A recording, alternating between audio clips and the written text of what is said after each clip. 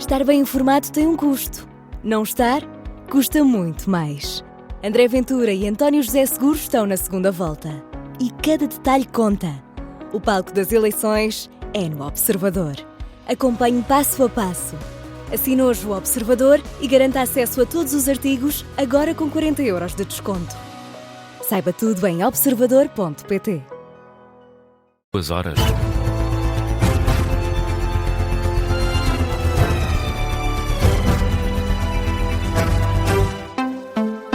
Está a começar o Jornal das Duas com a edição do Miguel Videira. Miguel, já vamos escutar o que disse o Presidente da República, que votou há instantes em Celúrico de Basto, mas começamos este jornal com os dados da participação na segunda volta das presidenciais. Até ao meio-dia, votaram 22,3% dos eleitores recenseados. O que significa, João, que há mais gente a votar do que na primeira volta desta corrida a Belém. Há 3 semanas, à mesma hora, tinham votado 21,1% dos eleitores, ou seja, menos 1,2 pontos percentuais. É certo que este é ainda um balanço intercalar, mas a verdade é que, para já, e contrariando algumas expectativas, a taxa de participação está a ser mais elevada ao novo balanço às 5 da tarde. E por causa das consequências do mau tempo, perto de 37 mil eleitores só vão poder votar na próxima semana. Sim, os autarcas de Alcácer do Sal, a Ruda dos Vinhos e Golgã decidiram adiar por uma semana a votação. Foram também adiadas as votações em algumas assembleias de voto dos concelhos de Santarém, Leiria, Rio Maior e Cartacho. É nosso convidado nesta edição das 2 da tarde, o porta-voz da Comissão Nacional de Eleições. Boa tarde, obrigado pela disponibilidade, André Vemans. Como é que está a correr a votação? As assembleias de voto estão todas a funcionar? Há registro de alguns incidentes? Boa tarde. Não, tanto quanto a Comissão Nacional de Eleições tem conhecimento, todas as mesas estão a funcionar normalmente e sem incidentes. Não houve boicotes?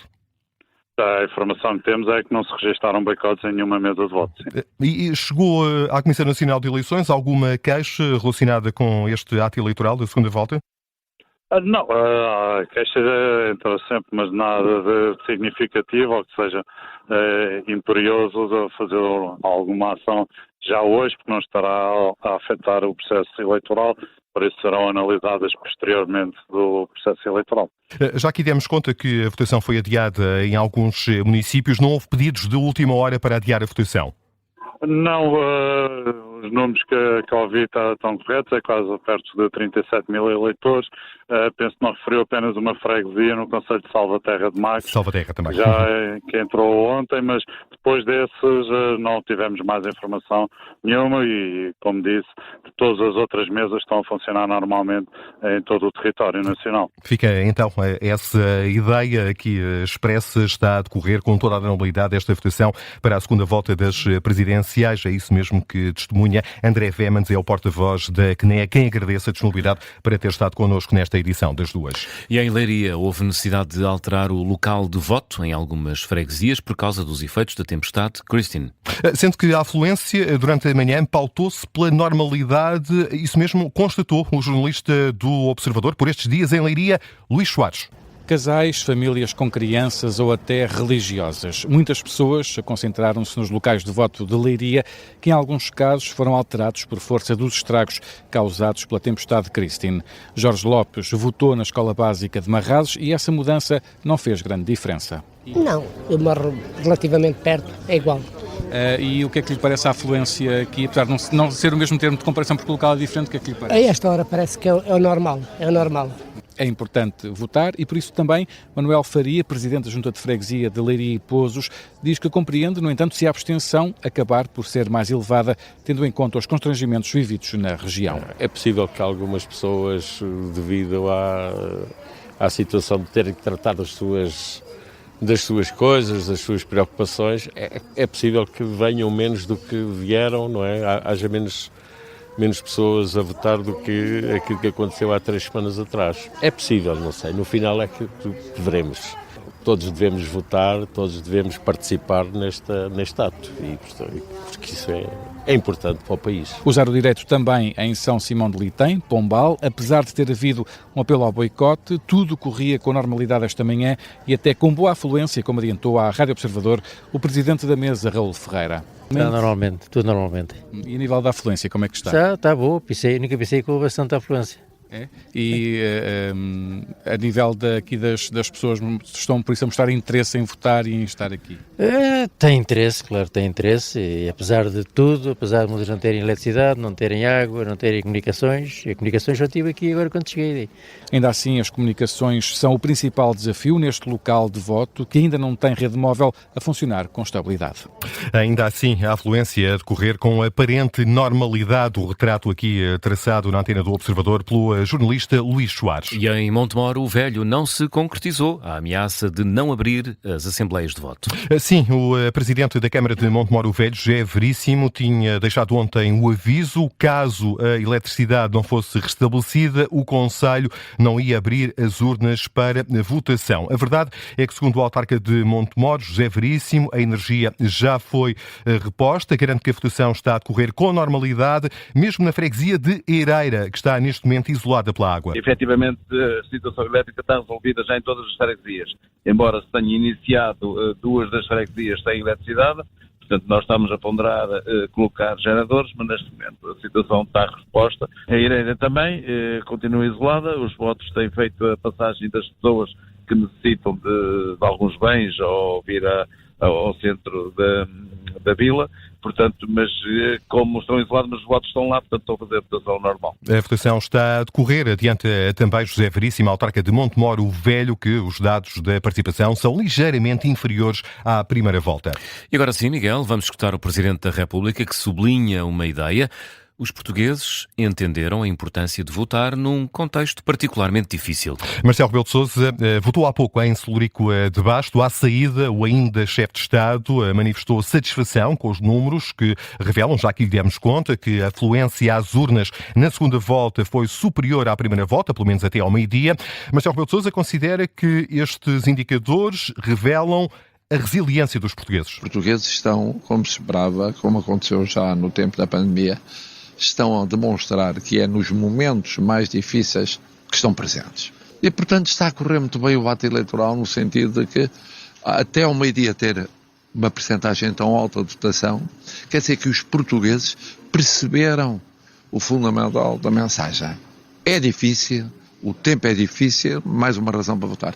A satisfação de Marcelo Rebelo de Sousa com este indicador que aponta para uma taxa de participação superior na segunda volta das eleições presidenciais até ao meio-dia. E Miguel, apesar de o mau tempo ter acalmado, a situação mantém-se crítica. É este o alerta deixado pela Proteção Civil. O Comandante Nacional da Proteção Civil alerta que o risco de cheias se mantém elevado por causa da saturação dos solos. Mário Silvestre relembra também que a maior parte das barragens está em capacidade máxima, isto numa altura em que há perto de 1.300 pessoas deslocadas e é esperada mais uma noite de chuva intensa. E por isso mesmo, Porto Alegre ativou esta tarde, de forma preventiva, o Plano Municipal de Proteção Civil. Neste domingo de eleições, os dois candidatos nesta segunda volta já votaram. Assim, o último André Ventura votou na Escola Básica do Parque das Nações. À saída, lamentou o facto da votação não ter sido adiada, mas sublinha que, já que tem que ser, então que os eleitores aproveitem para dizerem quem querem ver em Belém. Hoje é dia de se fazer a democracia e de fazer a democracia acontecer.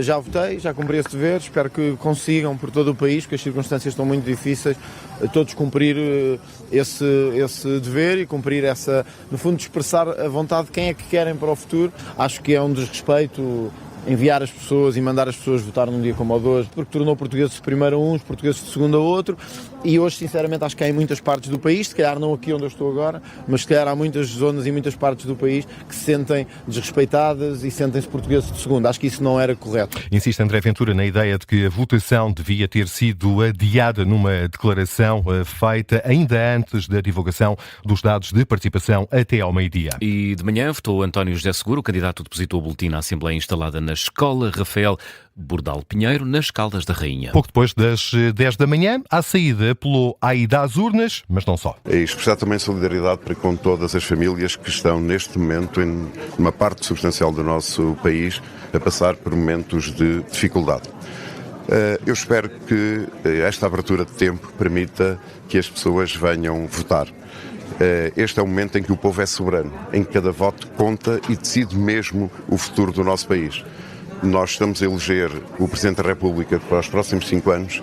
É uma decisão muito importante e o meu apelo a cada portuguesa e a cada português é que venham votar. O pedido é feito por António José Seguro, que vai acompanhar a noite eleitoral no Centro de Congressos das Caldas da Rainha. Agora o futebol, neste Jornal das 2, amanhã é dia de clássico. Porto e Sporting fecham a jornada 21 da Liga Portugal. O treinador do Sporting quer tirar pressão à equipa e recusa que seja um jogo decisivo para a luta pelo título. Rui Borges diz que está à espera de um jogo muito competitivo, num ambiente fervoroso, e afasta essa ideia de que o Sporting fica arredado da luta pelo título em caso de derrota. É um jogo importante, não decisivo, independentemente do resultado. Claro que é um jogo importante e nós temos noção daquilo que é a diferença pontual, dependendo daquilo que será o resultado para o nosso lado, mas não acho que seja um jogo que irá ditar quem será campeão. É o que diz Rui Borges. O treinador verde branco admite que a elevada carga de jogos pode ter algum impacto no rendimento de alguns jogadores, mas garante que isso não vai servir de desculpa em caso de desaire. Eu compreendo e não fugimos a isso. Agora, não pode servir de desculpa a parte física ou mental do cansaço para este jogo. É o que é jogos. Eu disse, se perguntasse a eles se queriam descansar, eles iriam me dizer que não, alguns.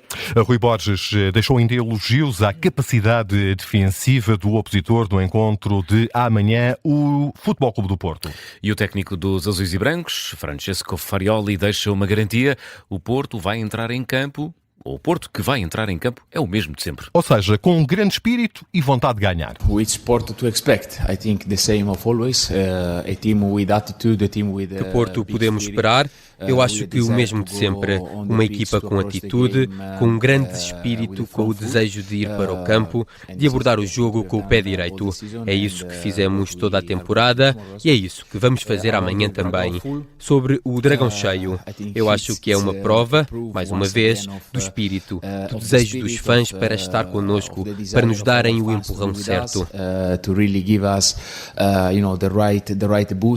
Porto Sporting é o jogo grande da jornada 21 do campeonato, está agendado para amanhã e as emoções do clássico vão passar pelas ondas hertzianas do Observador. É verdade, porque o jogo começa às 8h45 da noite e tem relato e comentário em direto aqui na Rádio Observador. É o ponto final do Jornal das 2.